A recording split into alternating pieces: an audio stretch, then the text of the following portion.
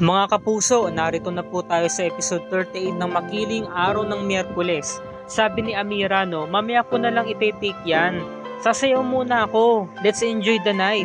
Tapos umalis yung dalawang lalaki, sabi ni Amira, iniwan niyo ako Nag-video selfie siya habang nasa likuran niya ang grupo ni na Oliver na aktong-akto na nagbebentahan. Ayan kitang-kita inabot yung HL drop, sabay inabot din yung pera, 'di ba? Nagpalitan. Kitang-kita sa video. Ngayon nagulat si Amira kasi nga merong sumuway sa kanya na bouncer.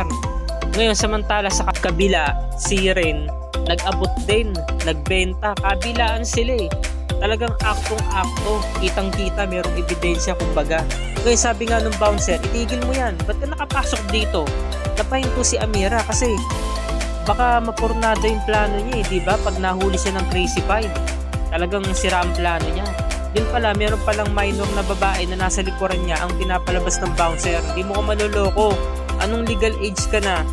Minor ka pa lang, lumabas ka rito. Ngayon si Amira, in-enjoy pa rin ang party. Tuwan-tuwa siya dahil nga malapit na makulong ang Crazy Five.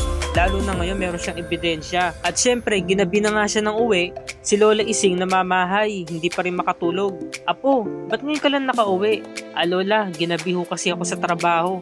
Ba't hindi po kayo natutulog? Namamahay ho ba kayo? Hindi kasi ako sanay, Apo, na wala tayong altar. Pwede mo ba akong tulungan? Kailangan kasi meron tayong altar dito. Sabi naman ni Amira, tulungan ko na kayo Lola. Bago ko matulog, tinawag yung katulong. Ngayon umiiyak itong si Lola Ising, sabi niya, alam mo Amira, importante talaga itong meron tayong ganitong altar. Kasi sa oras na pangangailangan, ito yung pundasyon natin. Dito tayo humihingi ng gabay sa katulong sa itaas. Alam mo, naalala ko itong litratong ito. Naluluha yung lola niya. Ngayon lang ulit tayo nagkasama-sama. Matagal ko nang pinapangarap ito na maranasan ulit ito. Kaya ang laki ng pasasalamat ko sa Panginoon. At binalik ka sa akin, Amira. Hindi pa rin talaga ako makapaniwala na mauulit-ulit ang pangyayaring ito. Sabi naman ni Amira, ako rin Lola. Nagpapasalamat ako sa Diyos dahil binuhay niya ako. Buhay ako at magkasama tayo ngayon. Kaya wag na po kayong umiyak. Pinapatahan niya lola niya kasi nga nagiging emotional yung lola niya, 'di ba? Nakakalungkot nga ng sobra dahil ulila na sina Rose at si Amira. Sila na lamang ang magkakasama. At syempre si Amira talagang mahal na mahal niya ang Lola Ising niya, 'di ba? At hindi niya 'to pababayaan. Samantalang si Dr. Franco naglalasing sa loob ng kanyang opisina. Sobrang stress, 'di ba? Sobrang galit. Talagang masama ang loob sa nangyari nga sa kanilang kumpanya.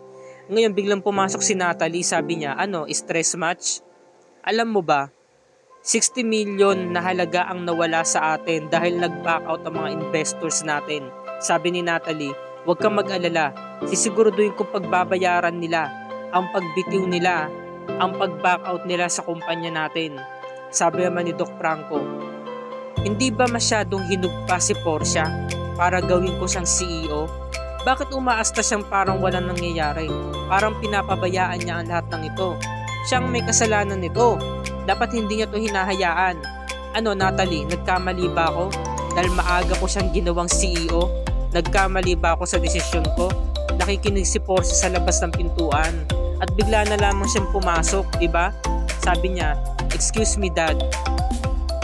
For all these years mula nung ginawa mo akong CEO, wala ka pa rin palang tiwala sa akin. Akala mo ba, ikaw lang ang affected sa nangyari? Affected ako sobra. Sobrang hirap ang pinagdaanan ko. Marami akong sinakripisyo sa kumpanyang ito para lang magustuhan mo ko, para lang bumilib ka sa akin, at para gawin mo akong CEO, sabi naman ni Natalie. I think sa ibang araw na lamang natin itong pag-usapan dahil pares tayong stress. Huwag na natin dagdagan pa, no? Saka na natin itong pag-usapan. Sabi ni Portia, hindi.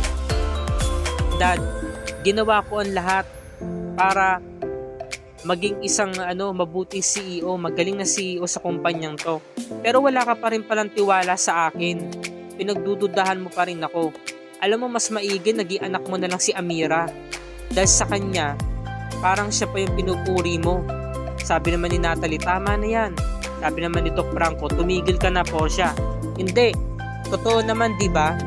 Wala ka pa rin believe sa akin. Nasampal siya ng tatay niya, si Doc Franco. Tama na yan. Sabi ni Doc Franco, ilayo mo sa akin yung babae niyan. Bastos masyado. Pero nagalit si Doc Franco. Nasampal na si Portia. Samantala, inihagis nga ni Doc Franco yung baso at nabasag nga ito. Samantala, kinabukasan, kumakain sila. No? At tuwang-tuwa nga si Lola Ising dahil nga ngayon lang daw ulit na ulit itong pangyayaring ito. Minanamnam niya ang pagkain na sila magkasama. Sabi naman ni Amira, ano Lola, ba't kayo nahinto sa pagkain? Naninibago pa kayo sa kinakain natin? Diba?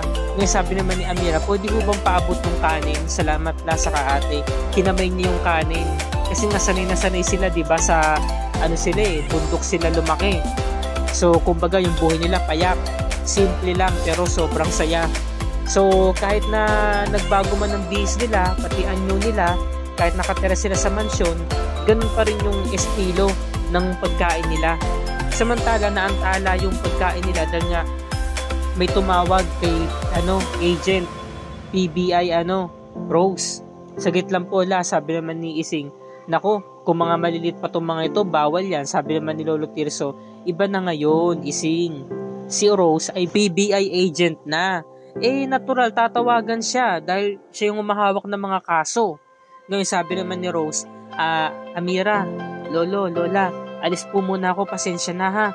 Liliban po muna ako sa pagkain kasi may nakapag-send ng tip tungkol sa lugar na kailangan naming i-raid tungkol sa bentahan ng droga. Ate, hindi ba delikado yan? Marami naman kami, Amira, saka mag-iingat ako, huwag kang mag-alala, salamat. Sige na, alis na ako. Ngayon, itong si Amira nakangiti kasi alam niya na nagtagumpay ang kanyang plano na isend niya na yung video.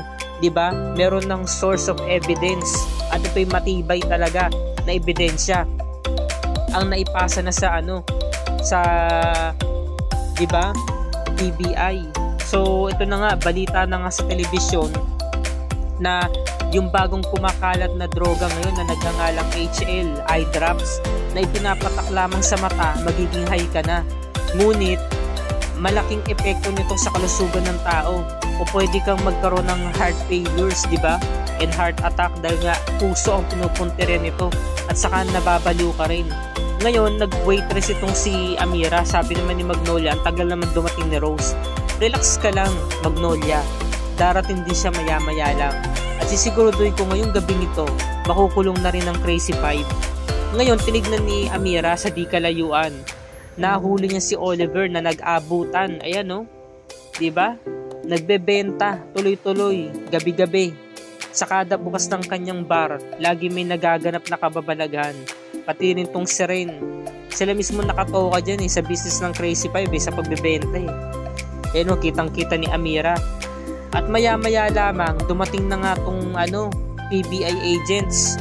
Ni-raid na nga nila yung loob ng bar. Tumayo si Ren, nagkatitigan silang dalawa ni Oliver.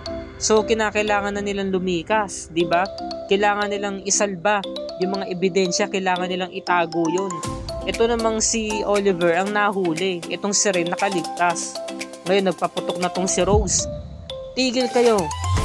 Yan, na-raid, nahinto yung music, natakot lahat ng mga tao. Ngayon yung kasamahan ni Amira, si Magnolia, muntikan na makita ni Rose, dali-dali siya agad umalis. Samantala, yung partner ni Rose, kinausap si Amira, nahuli siya Miss, wag ka muna nga alis dito kailangan ka namin for interview, for investigation. Sir, baka naman po din yun akong paalisin. Ayokong masisante sa trabaho ko. Ayokong mapahamak ako sa sa ginagawa ninyo. Matanggalan ako ng trabaho ng boss ko.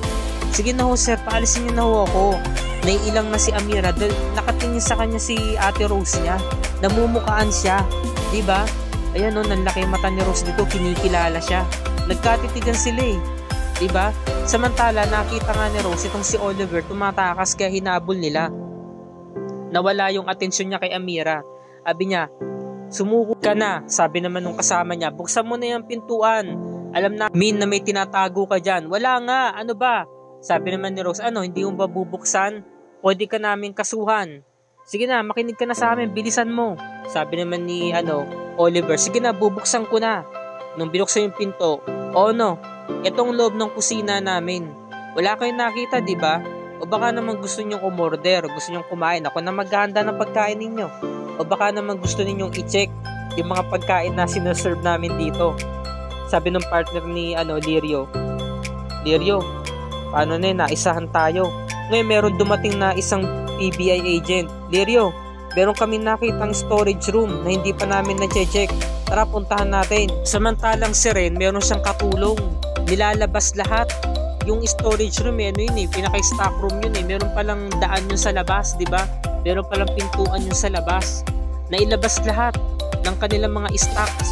Ayan, no? Sabi naman ni Oliver, teka lang, saglit. Hindi ko kabisado ang susi nito eh. Pinutusan siya ng 3. Buksan mo na yan, bilisan mo. Pinagloloko mo ba kami? Samantalang si Ren, dali-dali. Ang bilis niyang mag-asikaso. At dumating na nga tong van para isakay lahat ng mga stock nilang natira. Ngayon si Oliver, sinasadya niya talaga na kunwari hindi niya kabisado yung susi nung storage room. Talagang tinatagalan niya kasi alam naman niya na si Ren na bahala dun eh. Para itakas yung mga droga, di ba? Para wala nga namang makitang ebidensya. At humingi ng tulong si Ren sa tatay niyang pulis, di ba? Sa chief. Ngayon, nung pagbukas sila ng pinto, nakita nila blanco ang laman. Wala talagang laman maski isa. At wala silang nakuhang ebidensya kahit isa man lang, di ba? Paano nila makakasuhan yung may-ari ng bar kung puro haka-haka lang at wala namang silang ebidensyang nakalap? So napahiya sila. Nung pagpasok ni Oliver, napangiti siya kasi nga tagumpay ang plano. Natangi na nga lahat ni Ren yung mga ebidensyang droga. Wala kayong nakita, di ba?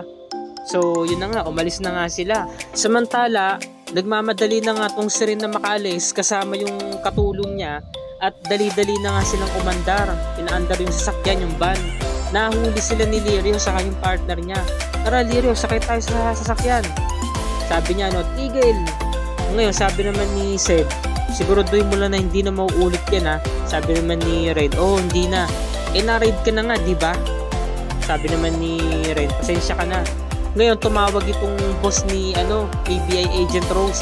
Sir, may mga ebidensya ho kami, kaya hinahabol na po namin yung suspect.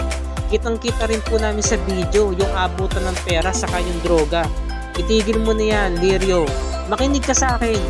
Ayon sa investigasyon, wala tayong nakuhang ebidensya, kaya i-info mo niyan dahil kapag hindi ka nakinig sa akin, bibigyan kita ng suspension. So, wala na. Talagang binayaran na yung boss niya. Diba? Talagang may power yung nasa taas. So, alam na. Diba? Kaya baliwala rin ang pagiging PBI agent ni Rose kung merong kumukontra sa itaas. Wala rin siyang magagawa. Kaya iba pa rin talaga yung ginagawa ni Amira. Diba? Nilalagay niya sa kamay ang kanyang batas. Ngayon, umuwi na nga tong si Rose. Nauna pa siyang umuwi kina Amira, sabi niya, kung ganun kararating nyo lang pala. Alam mo Amira, parang nakita kita sa bar kanina eh. Kamukhang kamukha mo, talagang kahawig mo. Iba nga lang yung tsura mo, iba yung pananamit mo, nakasalamin ka, iba yung kulay ng buhok mo. Talaga ate, nasa mall ka rin kanina, namili kasi kami eh. Maya-maya papasok na rin yung mga pinamili namin pagkain. Hindi kita sa mall nakita kasi wala ako dun eh. Nasa bar ako. Ngayon, iniba ni Magnolia usapan. Ma'am Amira, mabuti pa pagtimpla ko na kayo ng tsaa. Si Ma'am Amira kasi nakakatulog na mahimbing kapag umiinom siya ng tsaa tuwing gabi. Gusto niyo po ba ipagtimpla ko rin kayo? Sabi naman ni Rose, hindi na. Salamat na lang. Ngayon sabi ni Amira, tulungan na kita magtimpla. Ngayon napatingin nitong si Rose na talagang duda pa rin siya sa mga sagot at kinikilos ito ni Amira, diba? So dito na po nagtatapos ang review ni Rika para sa araw na to mga kapuso.